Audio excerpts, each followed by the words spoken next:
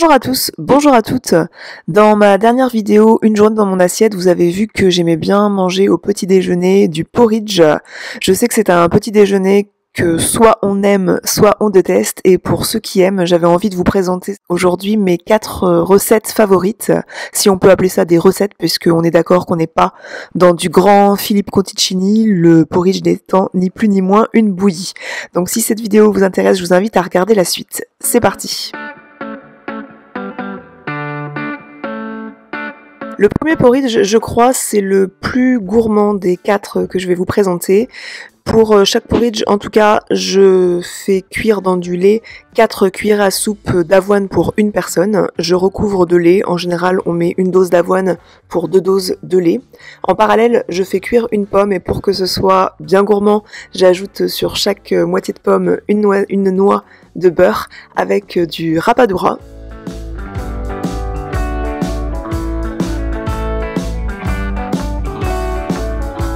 Une fois que l'avoine a bien gonflé dans le lait, on dresse le porridge et c'est l'étape la plus intéressante d'une recette puisque c'est ce qui change d'un porridge à l'autre à peu près. Donc je mets mon avoine dans un bol et je mets ma pomme cuite et surtout j'ajoute du caramel beurre salé, à peu près une cuillère à soupe d'un caramel que j'avais fait dans la semaine. Et là, il n'y a plus qu'à se régaler parce que personnellement, je trouve qu'il n'y a pas plus régressif gustativement qu'une pomme cuite avec du caramel.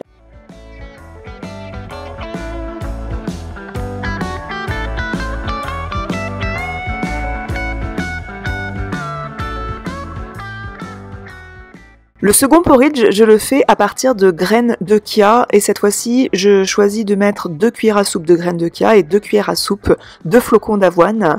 C'est un porridge qui va demander du repos puisqu'on va le faire gonfler dans du lait froid, donc il faut un certain temps pour que les graines et l'avoine gonflent dans le lait froid.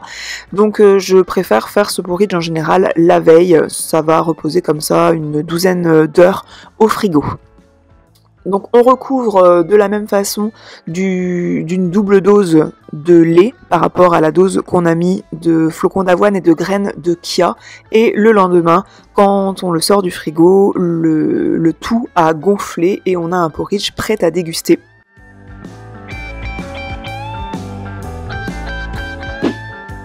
Et qu'on a quand même une belle quantité de porridge à la fin, j'ai pas tout mangé toute seule et j'ai partagé ce porridge avec mon fils.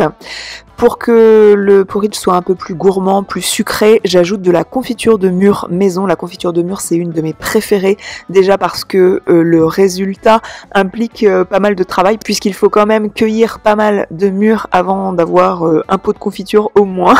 Donc c'est une confiture que je trouve délicieuse, sincèrement. Le secret pour que j'aime ma confiture, c'est que je ne fais pas cuire trop longtemps mes fruits dans le sucre. Donc nous, on met 60% de fruits, 40% de sucre à peu près, et on cuit le fruit, mais on laisse pas caraméliser longtemps pour préserver le goût du fruit, justement.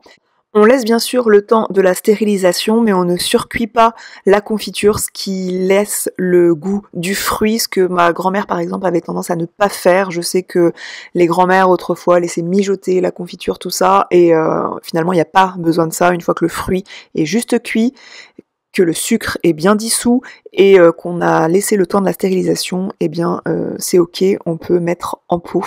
C'était le petit aparté sur la confiture maison. Revenons à mon porridge.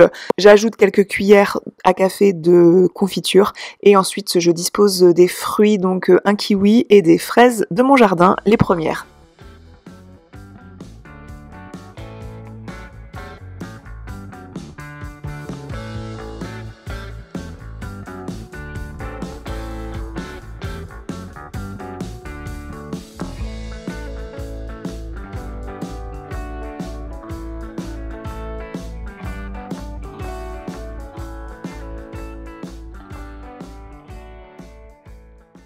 Pour ce troisième porridge, je choisis d'utiliser un mélange de muesli, donc c'est un mélange avec des flocons d'avoine, d'épeautre, du blé et des pétales de maïs soufflés. Il y a aussi des raisins secs et quelques fruits secs par-ci par-là, mais pas trop.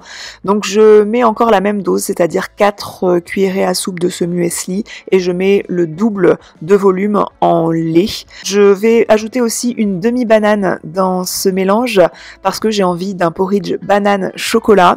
Ma demi-banane, j'oublie pas de l'écraser avant de mettre le lait. Elle va cuire avec mon porridge qui va gonfler dans le lait. Ce troisième porridge, c'est du lait d'avoine et non pas du lait de vache que j'ai ajouté dans mon muesli. Sachez que n'importe quel lait fait l'affaire. Pendant que mon muesli gonfle dans le lait, j'ajoute un carré de chocolat. Je trouve ça hyper gourmand d'ajouter du chocolat dans le porridge. Et le mélange banane-chocolat, c'est toujours réussi, n'est-ce pas ?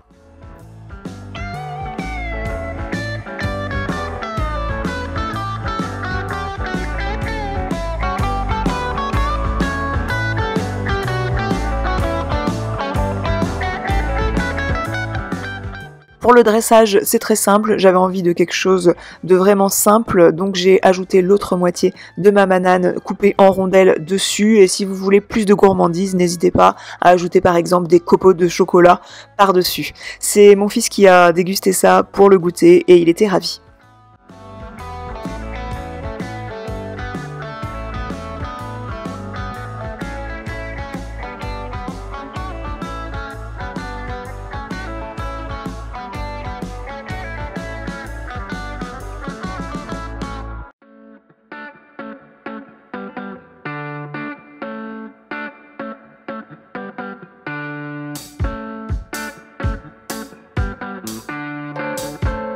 Quatrième et dernière recette, j'ajoute dans un bol de cuisson micro-ondes, c'est un pichet Tupperware qui est fait pour la cuisson au micro-ondes.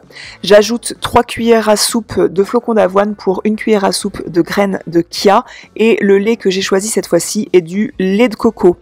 Pour être honnête avec vous, c'est pas le lait que je préfère puisque il a tendance à faire comme une texture un peu grasse sur la bouche à mon goût et c'est pas ce que j'apprécie le plus, mais si vous avez ça sous la main, sachez que vous pouvez tout à fait faire votre porridge avec ça. J'ajoute aussi dans mon bol 1 cuillère à soupe de noix de coco râpée pour que ce soit total coco et parce que j'adore le goût et la texture de la noix de coco râpée. Pour la cuisson, je fais chauffer ça à peu près 2 minutes 30 à 750 watts au micro-ondes. On surveille que ça ne déborde pas, mais en mettant à puissance réduite, normalement ça ne fait pas de catastrophe dans le micro-ondes. Et ensuite, pour ajouter du croustillant à ce porridge, j'ajoute des graines de courge et des noix de cajou. Aussi simple soit-elle, j'espère que cette vidéo vous aura plu.